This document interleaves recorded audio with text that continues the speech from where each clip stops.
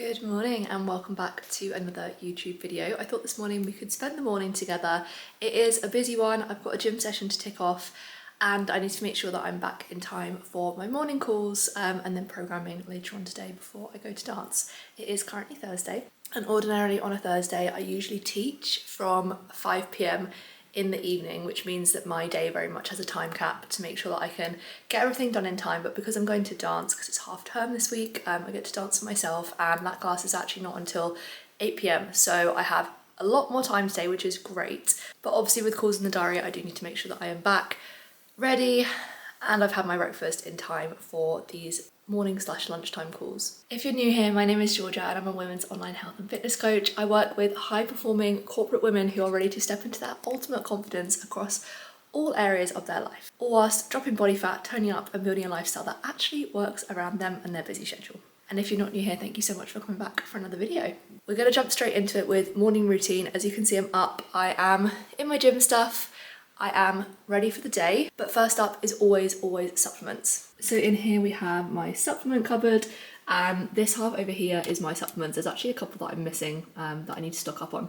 So currently on the supplement stack, we've got zinc and ashwagandha. We then have vitamin D, and usually I have vitamin B as well, but that is currently on order. Omega-3s and a probiotic. I also usually have magnesium as well, but that is also on order. And then the last one I take is turmeric, and I have that while I drink a litre of water. I've drunk half a litre so far, so I'm going to drink this and have my supplements. So now that that is done, it is time for what would sometimes be a pre-workout snack. Now I say sometimes, it depends A, how I'm feeling, and B, the workout that I'm doing. Today is an upper body day, and then I've got some intervals with like a superset at the end, so a little bit of a high rocks finisher, but nothing crazy with regards to intensity. And I had my dinner quite late last night, so in all honesty, I'm not super hungry, so I am just going to make myself a coffee, and then that will pretty much be all I have until I have my actual breakfast after my workout. Okay, that is coffee made. We have a coconut milk decaf mocha, because fun fact about me, I literally don't drink any caffeine ever. I actually came from a place where at dance college and, you know, in my, I suppose, early 20s as well, I would drink Monsters almost daily, and we're talking at like 5 p.m. in the evening as well.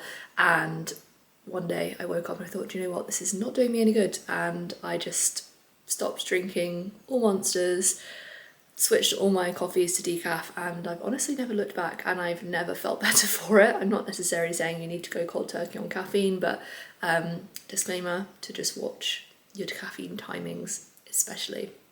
But I am going to drink my coffee and do some work. I've got about 30 minutes before I need to leave for the gym, so the plan is to just clear all my messages and make sure my clients are all good and all set for the day, and then I can have my time and go to the gym. Okay, that is work done, water bottle is filled up, gym bag is packed, and I am literally just about to walk out the door.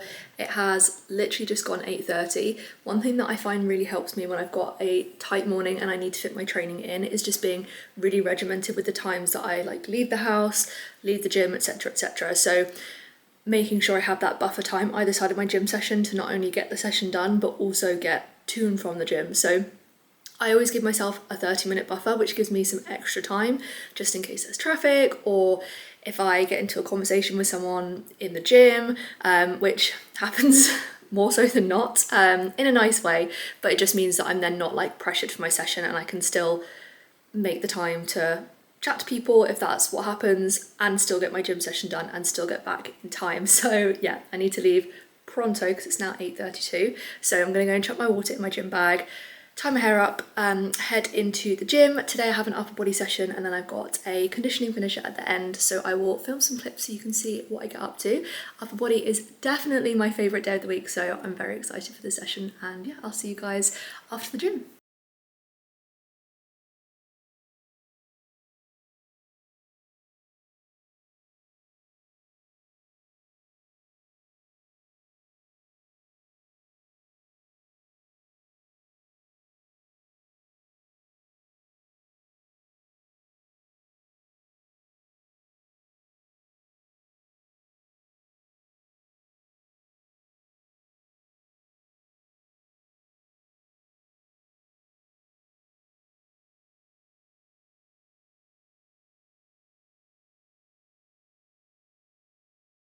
I think it is actually a small miracle because I am ahead of schedule by like half an hour, which is incredible. And this is why time blocking to me is such a valuable tool, and also secondary to that, being realistic with your time blocking.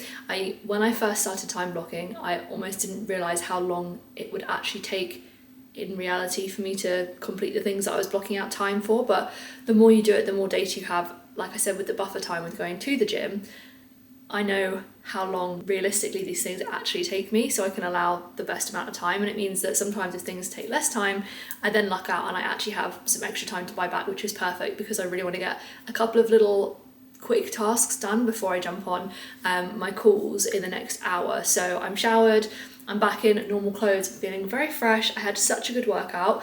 I will, if I haven't already, I'll put some clips from my workout in. I didn't quite get a chance to film everything just because the gym was quite busy, especially towards the end of my workout. But I, as I said, love upper body days literally so much. It is my favourite day of the week, and my intervals that I had actually didn't take me much time at all, which is why I managed to be in and out of the gym within an hour, which I was not expecting to be at all. So yeah, definitely a massive win on that one. And like I say, it just gives me some more flexibility now going into the rest of my day, because I do have a large chunk of work to do, that is for sure. And obviously calls, again, take up a lot of that time. So I've literally just measured out my oats. I'm going to make a bowl of protein oats. This is 30 grams of oats. I'm going to put this in the microwave with a cup of water and then add my toppings, and I will come and show you the finished product. But this will be my first meal of the day, so we want to make sure that we're getting some carbs in post-workout to replenish my glycogen stores, and also obviously a good hit of protein, which is going to help with my recovery as well. And that is my breakfast. Like I say, we've got carbs, we've got protein, we've got some good fats in here as well with the almond butter and the dark chocolate, and an absolute ton of raspberries to boost up my fibre and my micronutrients. So yeah, I'm gonna go and eat this bowl of deliciousness. This is pretty much what I have for my breakfast most days. It's either this or eggs and avocado. And then yeah, I'm gonna crack on with my working day. So thank you so much for spending the morning with me. If you do want more information on what I do as a coach and how I can help, then I will put the link for my one-to-one applications down below. And if you made it this far, thank you so much for watching. I will see you in the next video.